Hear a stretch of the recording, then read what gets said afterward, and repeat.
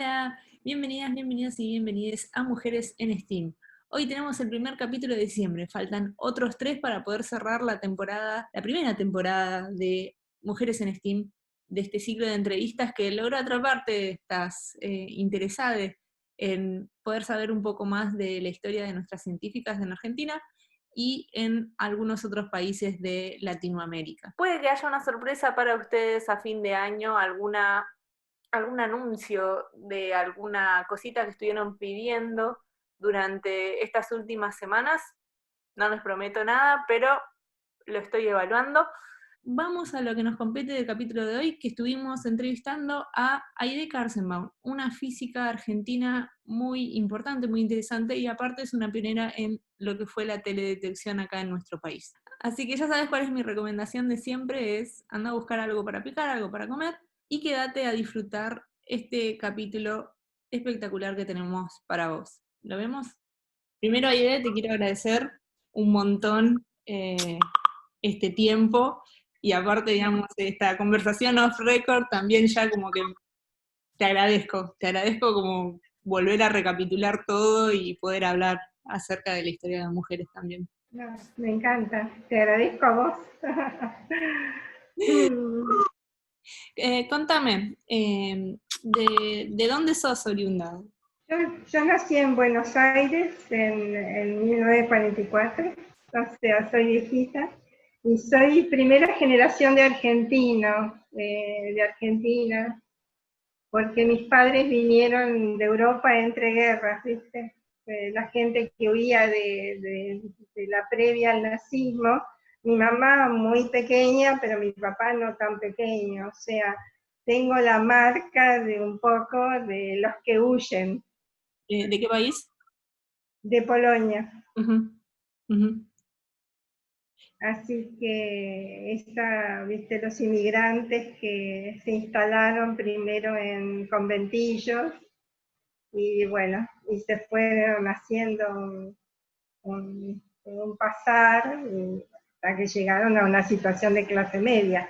Yo nací en un hogar ya de clase media, digamos. Uh-huh. ¿Y cómo, aparte de tus papás, tenés hermanos? Tengo un hermano menor, unos años menor, pero grande, pero digamos, yo soy la única que hizo del grupo familiar una carrera universitaria en sentido amplio, digamos. Y en mi casa mis padres no habían terminado la primaria, porque no era una casa, pero sí, mi mamá tenía como, sobre todo mi mamá era como mucho de buscar la mejor escuela y los mejores lugares, ¿viste? Esas inquietudes muy de madre. Y bueno, y me anotó en ese momento era el liceo número 1 de señoritas, que es Santa Fe y Anchorena, que ahora es una escuela secundaria mixta, pero que en ese momento era de nenas nada más. Y bueno, justo se dio que en esa escuela mis compañeras, como tenían muchas inquietudes, y se armó desde el vamos, desde primero o segundo año del secundario, el grupo de chicas muy interesadas en la lectura, en la movida política. Bueno, eso fue un estímulo importante. Y yo personalmente, porque estuve mirando un poquito tus preguntas, yo no tenía idea de qué carrera quería seguir. De hecho, me anoté en filosofía y letras y en ciencias exactas porque no sabía qué quería de mi vida. Y empecé el ingreso en 2 carreras. Ajá.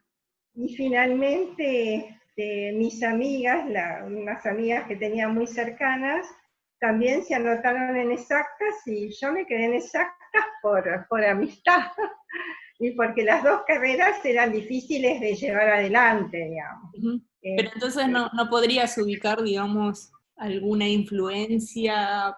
No, mi propia en ese momento no, más bien de un ambiente de donde estudiar era como natural.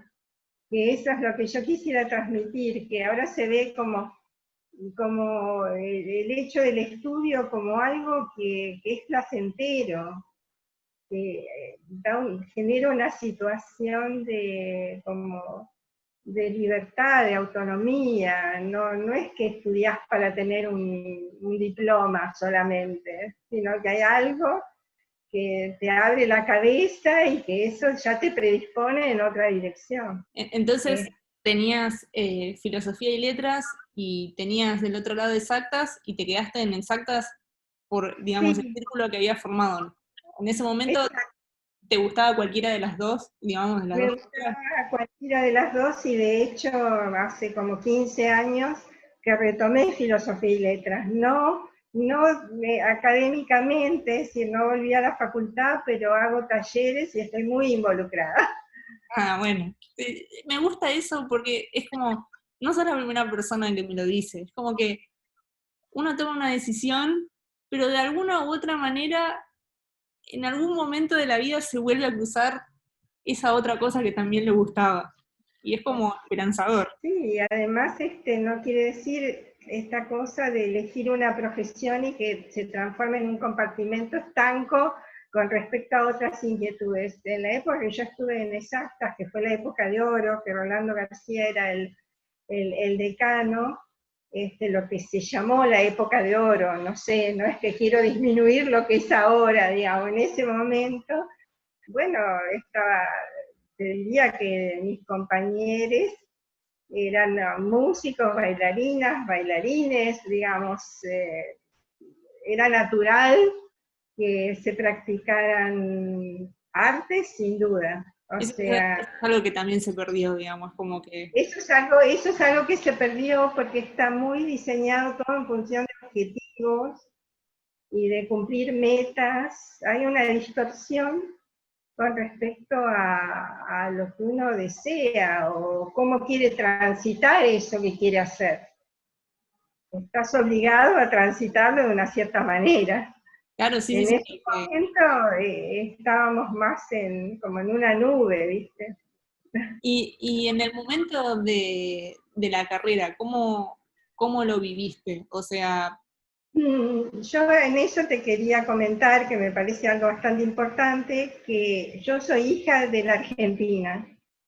O sea, cuando estaba cursando en Exacta fue el golpe del 66, mm, que si conoces algo de la historia argentina, sí, todos renunciaron, y si bien yo no había terminado la carrera, tenía un novio que era docente en la facultad y que renunció.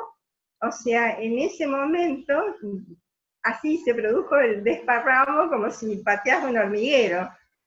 Fue muy fuerte en Exactas el golpe del 66, el desparramo que produjo, y yo soy hija de esa historia, porque no había terminado la carrera y me fui a vivir a Estados Unidos.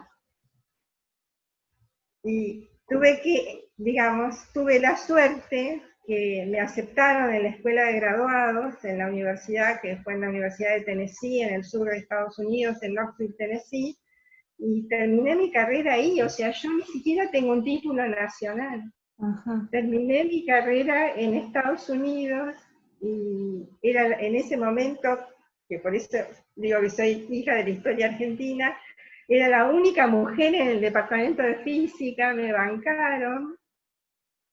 Yo no hablaba tan bien inglés, o sea, tuve suerte, entre comillas, digamos, porque sin un título pude completar la carrera, sin saber muy bien inglés. O sea, fue una época muy particular porque, digamos, la historia, los 60, o de mediados de los 60 a los 70, estuvo mayo del 68, Claro. la guerra de Vietnam, los rockeros, era un mundo muy favorecedor de las juventudes y de todos los movimientos hippies.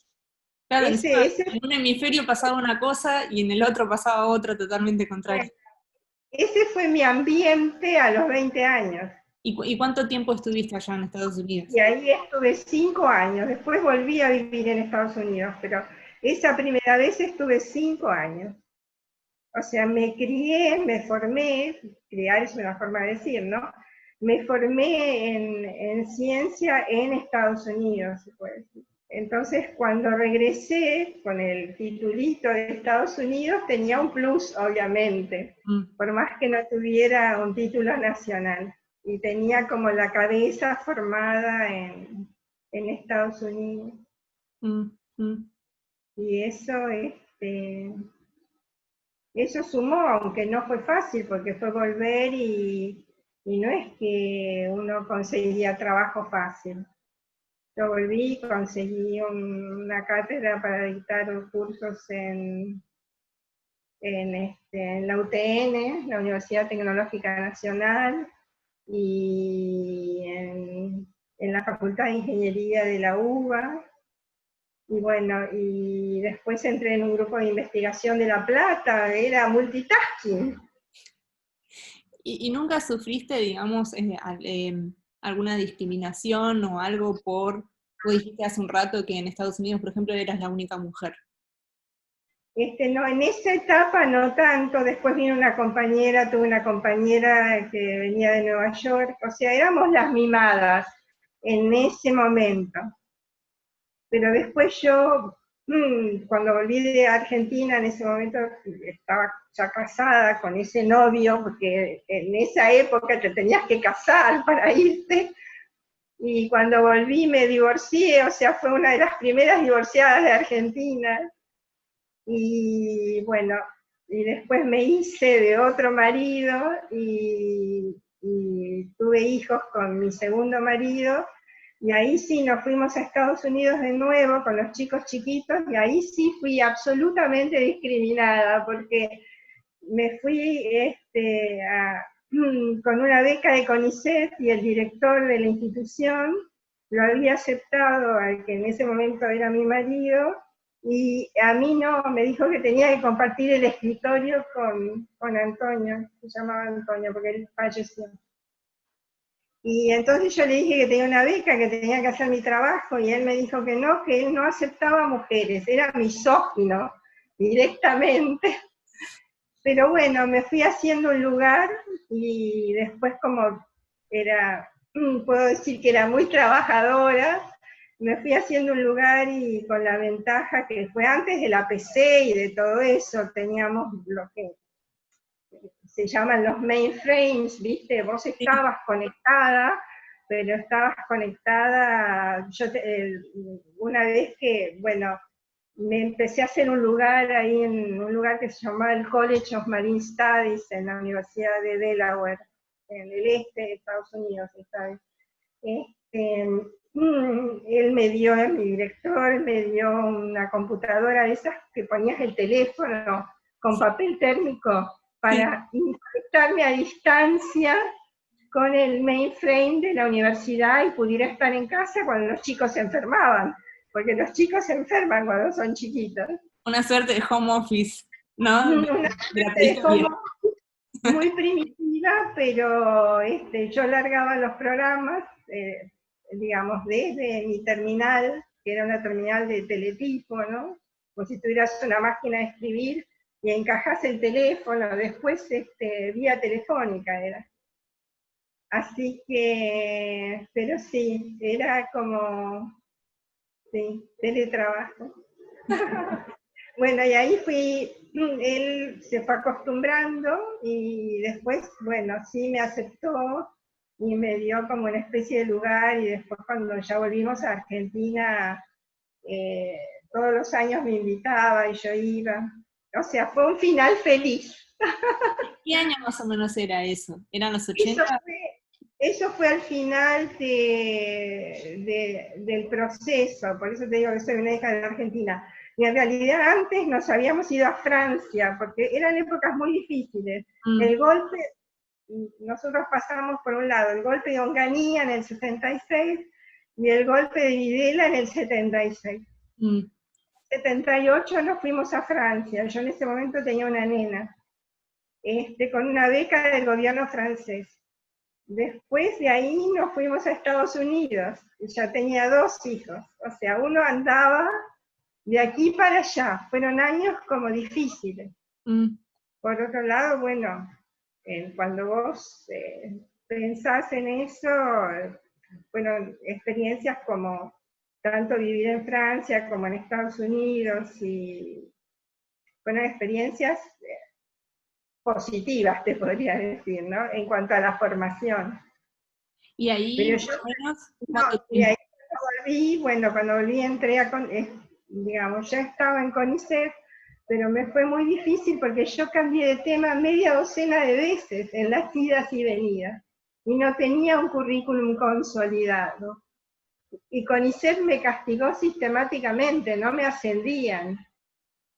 Hasta que, bueno, recién cuando nos mudamos al IAFE, el Instituto de Astronomía y Física del Espacio, IAFE, que está en Ciudad Universitaria, ahí logré armar un grupo, tuvimos mucho apoyo en ese momento, y logré armar un grupo bastante importante en cuanto a tamaño y nivel de publicaciones, y recién ahí CONICET me dio el ascenso. Mm, Porque yo no tenía título nacional, por eso te digo que soy hija de la historia, no tenía un título claro. nacional, no tenía un doctorado porque había completado el máster, no había llegado al doctorado porque quería garantizarme un título. Y después, viste, entre cambios de maridos y tener hijos, no es tan sencillo Claro, claro, armar, no justificar con eso, pero digamos que eso forma parte de la vida de las mujeres. es tal cual. La crianza, y bueno, entonces yo no tenía un doctorado, no tenía título nacional, era una mosca blanca en algún punto, pero sí fui desarrollando una carrera coherentemente, ya de grande, ¿no? Y bueno, y a partir de ahí me hice un lugar en el mundo de mi profesión. Y esto de los cambios de temas que citabas hace un rato. Los cambios de temas, pues yo caí la primera vez en Estados Unidos y me dijeron, haces la tesis en esto, era espectroscopía molecular. Bueno, hago la tesis en esto.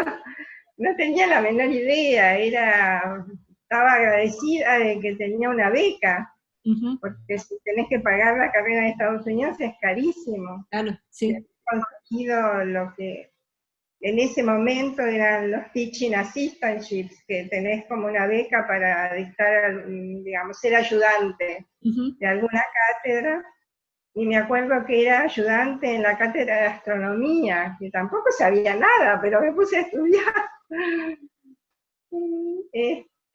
O sea, hice la tesis en espectroscopía molecular, era ayudante de astronomía básica, ¿no? Astronomía básica.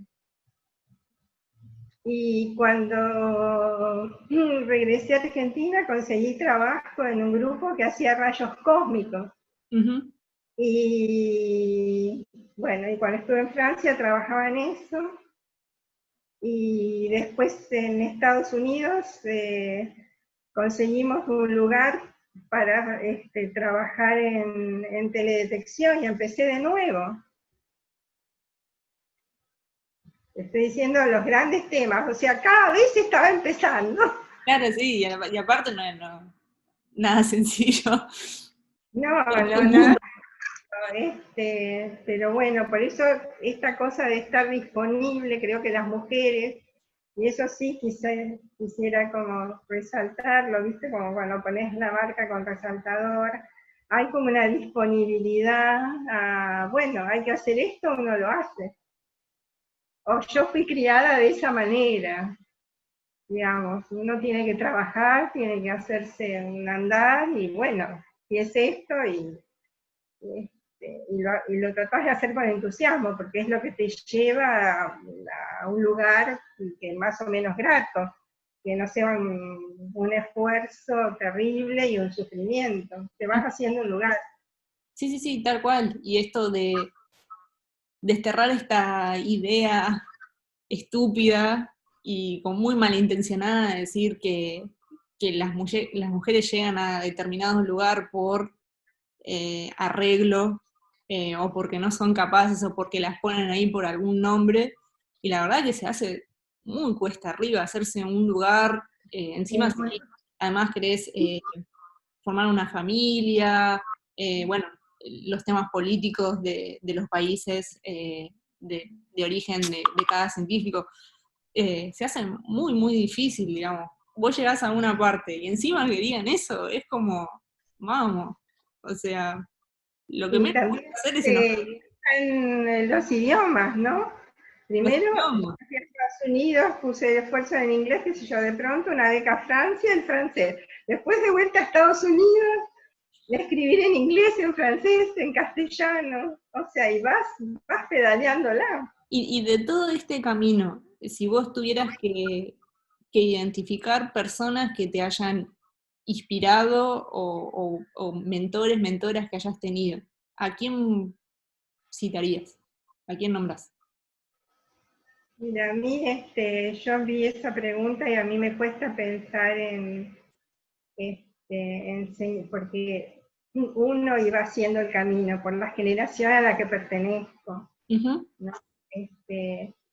Como, digamos, medio solas y en general quienes acompañaban eran por ahí otros profesionales, pero casi todos hombres, ujú. no es que había mujeres, había muy pocas mujeres, y te diría que no podía pensar en alguien que uno diga, bueno, fue como inspirador. En todo caso, las que me inspiraron fueron mis propias amigas.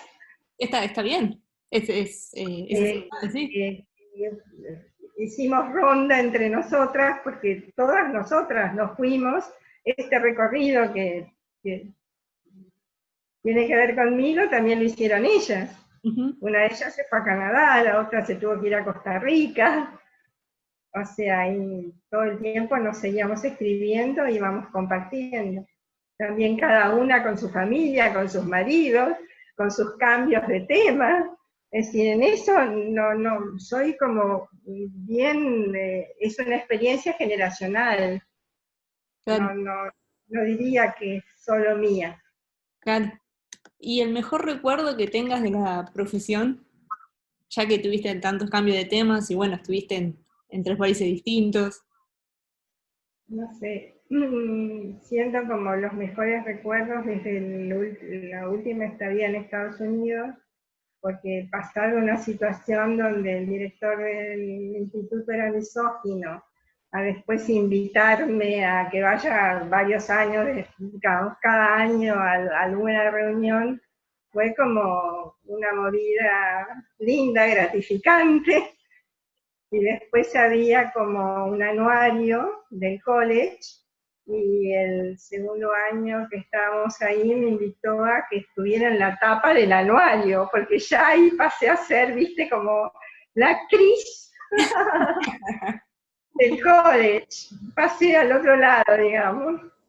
Y también tuve muy buen vínculo que mantuve durante toda mi carrera con mis colegas de NASA y de NOAA, porque esta universidad estaba muy cerca de Maryland, y yo iba seguido, porque antes las comunicaciones no eran como ahora, digamos, que mandas un mail o te mandan, y uno hacía visitas, el tema meritaba, y viajaba bastante a las instituciones dentro de Estados Unidos, y generé como un vínculo con los colegas varones, en ese momento eran todos varones, y o sea, estuve básicamente en un mundo de varones, tanto en la carrera, en la primera vez que estuve en Estados Unidos, como en la segunda vez. Este, Casi no había mujeres en los ámbitos en que yo me moví. Mm, Y bueno, y me fui haciendo un lugar. Por supuesto que al principio era como raro, porque a mí me decían Miss o Mrs., y a los varones les decían doctor o lo que fuera, digamos, ¿no? El título estaba vinculado a los varones, pero con las mujeres toda la vida fui, hasta que pasé a ser directamente Aide, me decían Heidi, y nunca tuve un título asociado a mi nombre en todo el trayecto, digamos. Tampoco es que me preocupaba tanto, pero da un poco de gracia, es gracioso. Sí, pero es un significado gigante, ¿no? Esto Es de un significado gigante, tal cual. estas personas Pero que bueno, están tan nerviosas con el lenguaje inclusivo, claro, digamos, claro. lo de el nosotres, el ella, el pronombre neutro, pasan, aparte de este otro tipo de cosas que es como, da para pensar un montón. Sí, por eso yo creo que te dije desde el inicio como que soy hija de una época, tanto en Argentina como en el mundo, ¿no? Con respecto a las mujeres profesionales en temas vinculados con ciencia. Y creo que, este, y después, bueno, ahora creo que hay muchas más mujeres en ciencias exactas, en ingeniería, pero en su momento había muy pocas. Y en ingeniería más o menos, te diría, es Sí, digamos como siempre uno de los sectores que no ha aumentado, como a medida que iba la mujer adentro de las instituciones universitarias, todas las carreras iban creciendo en cuanto a matrícula, digamos, de mujeres, pero ingeniería ingeniería, sí. De hecho, cuando yo volví la primera vez de Estados Unidos, que conseguí un cargo, una ayudantía simple en la Facultad de Ingeniería de Buenos Aires, era un acontecimiento, porque docente y mujer, y los alumnos eran todos varones. claro, sí, sí, sí, sí. O sea, eso también tengo un buen recuerdo de esa época, porque mis colegas varones fueron como muy amables, fue como un buen momento también, como que ahí después se sumó una amiga, también física, y éramos dos docentes mujeres, y después aparecieron otras, tengo otra amiga que se llama Marta Rosen, que ya está jubilada, ella siguió en ingeniería, y tuvo una posición importante en ingeniería, y investigadora superior del CONICET y todo eso. Y o sea, fuimos armando como un grupito dentro de ingeniería, ¿no? De eso hace muchos años que estoy hablando, ¿no? Porque yo Mm. después entré al CONICET y pasé a estar en institutos del CONICET. Pero sí, es como, creo que me parece interesante tu propuesta de incorporar historias de mujeres, porque así uno hace como la historicidad de nuestras vidas, digamos, nuestras vidas como mujeres. Exactamente, sí, sí, sí. Es diferente a la historicidad de los varones, y también es diferente a cómo se cuentan esas historias.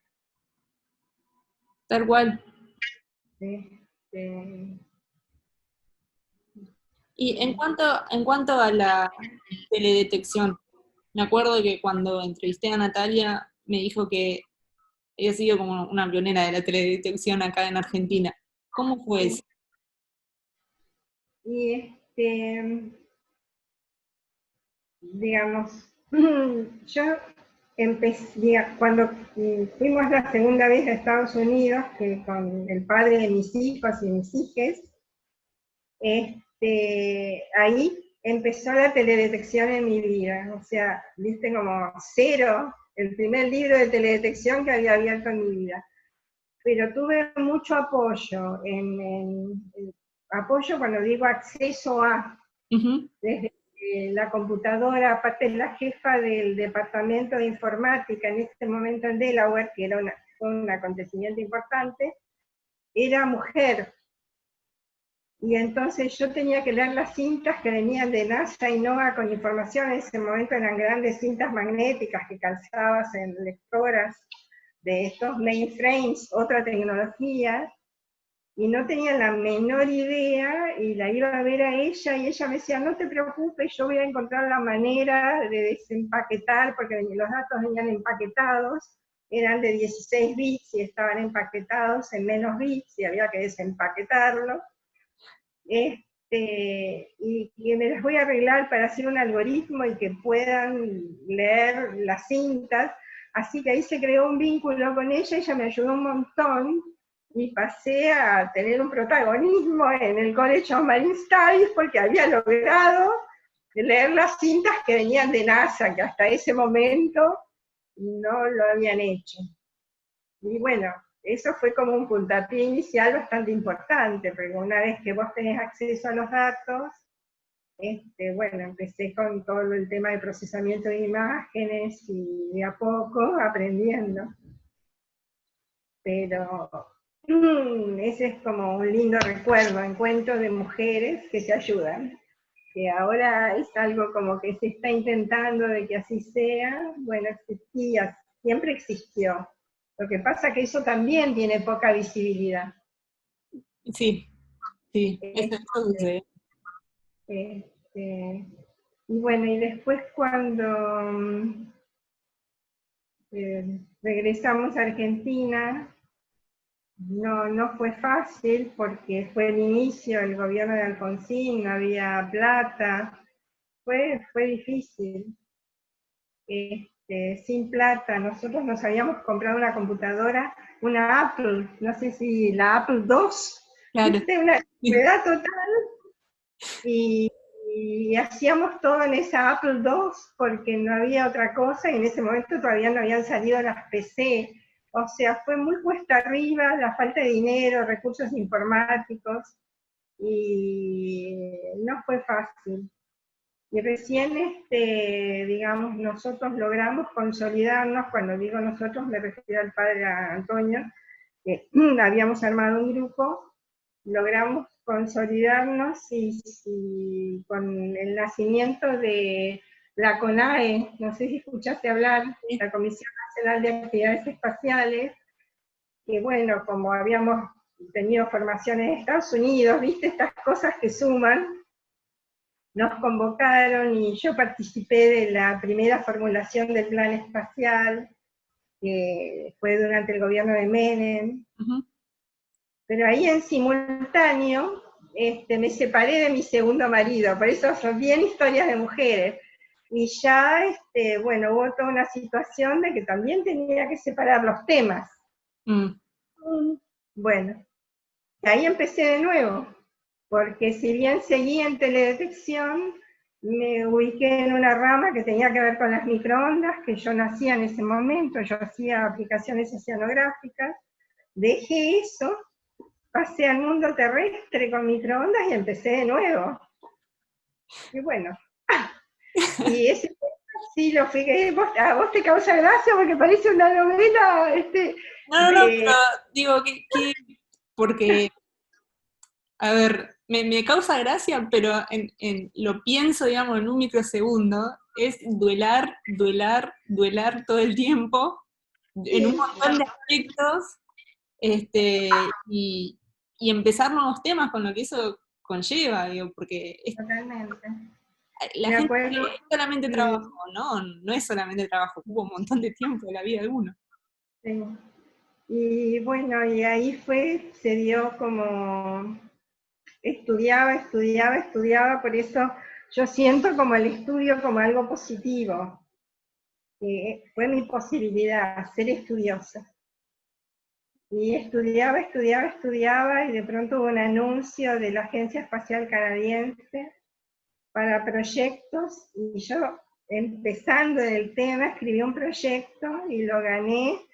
Y bueno, y los canadienses después me invitaron a ir a Canadá y empezó todo un circuito positivo.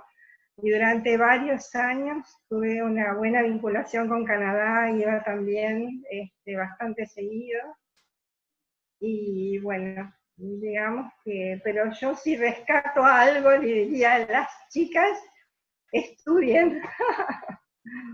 Esa era mi pregunta, mi siguiente pregunta, que era, ¿qué le dirías a las chicas, a las chicas que quieran meterse, digamos, física o teledetección o algo que tenga que ver con el espacio, lo que sea, y sienten que no lo pueden hacer porque les bombardean con discursos diciendo que no se puede, que es difícil, que es aburrido, que es de hombres o lo que fuera?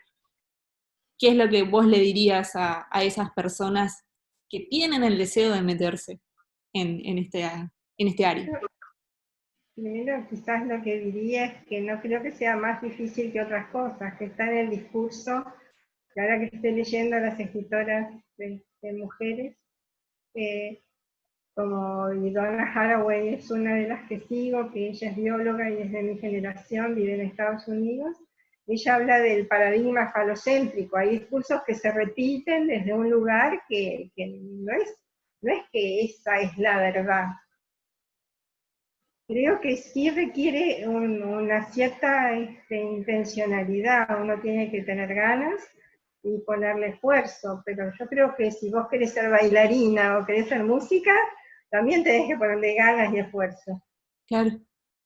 Y bueno, y la actitud con el estudio es como tener una actitud positiva, es decir, vos podés agarrar un tema que es difícil y demás, y primero, como yo digo, lees en diagonal, lees lo que podés leer, y después haces una nueva lectura y una nueva lectura, y bueno, hasta que das con el centro de lo que va sucediendo, y acompañás eso con una propia actitud, porque uno también repite mucho la actitud frente a la investigación de los demás, ¿no? Es necesario generar una propia actitud. Y este paper no lo entiendo, bueno, veo cómo encontrarle la vuelta, busco papers anteriores de otros autores, veo como un paper me descifra el otro paper, es decir, hacer un recorrido que no tiene por qué ser lineal, y ese recorrido no lineal, cada una lo tiene que construir. Eso es como muy importante, esa actitud. Es decir, ¿por qué tengo que copiar el recorrido de fulano o mengano? Busco mi recorrido. Tal cual. Porque si no, cuando vos tratás de imitar o de copiar o como sea, como quieras llamarlo, la actitud de colegas varones con otra disponibilidad, otra actitud personal, otra situación familiar, es imposible, digamos. No es, hay que encontrarle la vuelta. De hecho, absolutamente podemos. En todo caso es el discurso el que dificulta lo que se dice, lo que se pone como ejemplo. Y el CONICET en su momento fue bastante hostil, ahora está cambiando un poco la actitud, porque si vos no seguías una cierta cantidad no rendías de una cierta manera, y como se comparaba con los varones en la crianza, había una disminución en el rendimiento, y bueno, uno era castigado, absolutamente. Tenés menos papers que fulano varón, no, pará. Tuve un hijo y otro hijo, y bueno, pero está después en encontrarle la vuelta, digamos, es decir, está bien, me banco la hostilidad y después le encuentro la vuelta y la peleo. Y después, bueno, ahora ya hay muchas mujeres en CONICET, entre las autoridades, como hay en las universidades, y se está tratando, no sé cuál es la situación ahora, que las reglas del juego cambien un poco. Y de hecho hay muchas más mujeres en las comisiones asesoras, también yo he estado en comisiones asesoras, entonces ya es otra la mirada, la que se suma, digamos, al evaluar un proyecto, o el rendimiento de una beca, o alguien que quiere ingresar a la carrera. ¿Viste? Tenemos que ser más en ciencias. Tal cual. Sí, sí, sí, y aparte es como, a ver, es otra mirada. Dejar aparte de decir, es como, hay tantos discursos que encima se apoyan en sí, se sirven, digamos, como argumentación, no sé, hablando de la neutralidad de la ciencia o hablando de la neutralidad de un algoritmo, y tiene que ver mucho con la impronta que le está poniendo la persona que lo programa, la persona que está haciendo la ciencia, y son siempre los mismos, mucha diferencia no va a haber. De hecho, Donna Haraway, ella está pensando los nuevos paradigmas, en nuevos paradigmas, y ella trae un concepto que se llama conocimiento situado, o saber situado. Es decir, porque el tema de la ciencia, digamos, es el carácter universalista, totalizador, como que hay una manera y tiene que ser válida en todas partes, en todo el mundo, y siempre, digamos, el mismo criterio en las evaluaciones. Y bueno, es como que en realidad la ciencia, cuando vos mirás la historicidad o la genealogía o ves qué pasaba en la época de Newton o qué pasa ahora o la lucha o la época de Einstein, lo que te guste, bueno, siempre hay un contexto. Claro, no, sí, tal cual. Y ahora el contexto de las mujeres es otro y hay una mirada que vale la pena, digamos, poner, sumar, que no es una mirada romántica, es una mirada de saberes, y eso es lo que hay que lograr que se respete, que es una mirada de saberes. Y bueno, en general como venía en mi caso, ¿no? de estar en Argentina, en Francia, también estuve en Sudáfrica, o sea, durante una década viajé un montón. Viajé, quiero decir, no como turista ni a congresos, viví en esos países, ¿no? Y bueno, uno va construyendo una mirada y que no es única, digamos, ¿no? Sino que hay que ir armándola. Es como, ahora las mujeres usan la palabra tramar, armar una trama, un tejido, con distintos colores, hilos y demás, y así es. Y cuando empezamos en teledetección, bueno, están los datos. Pero los datos, vos con un sensor medís algo muy complejo con una planta en 3 frecuencias diferentes, o 5, o 10, o 15. Y tenés una multiplicidad de manifestaciones, y vos tratás de reducir esa multiplicidad a la información de 15 mediciones. Y bueno, ahí aprendí el concepto de inferencia, uno infiere, no es que hay un resultado de los datos, de todos los datos uno infiere, y tenerla, digamos, generar un paradigma de inferencia es una tarea que nosotros sabemos hacer muy bien, porque todo el tiempo con pocos datos inferimos y decidimos. Y bueno, eso. La No te última, quiero, ¿qué? no te quiero aburrir. No, te iba a decir la última pregunta, eh, que, bueno, no lo pongo en el grupo de las preguntas de acuerdo al tiempo, ¿no? Algo que te hubiese gustado que te pregunte y no te pregunté. Creo que como yo había mirado así las preguntas y puse como el foco, porque está también en mi personalidad, de decir, bueno, ¿qué quiero decir? Entonces, más allá de las preguntas, creo que dije lo que quería decir. Ujú. Tiene que ver con esto del lugar de enunciación de las mujeres, que hay siempre un contexto, una historia, una situación familiar, y donde también aparece el país donde uno vive. Y el lugar de enunciación me parece como muy importante, que poder ubicarse en ese lugar, ¿no? Entonces, yo cuando me puse a pensar en las preguntas, pensé en definir ese lugar, o no definir, porque es medio exagerado, ¿no? Decirlo de ese modo, pero en saber que yo quería hablar desde un lugar. Es,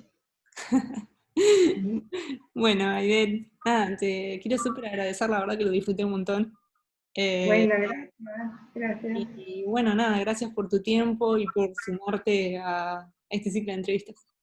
No, y cualquier cosa que quieras preguntar o, digamos, sos bienvenida. Ah, Me encanta que escriba sobre esto y que eventualmente circule, no tanto pensando en mi persona, porque creo que es un poco circunstancial, sino en esto, lo que yo llamo la historicidad de las mujeres.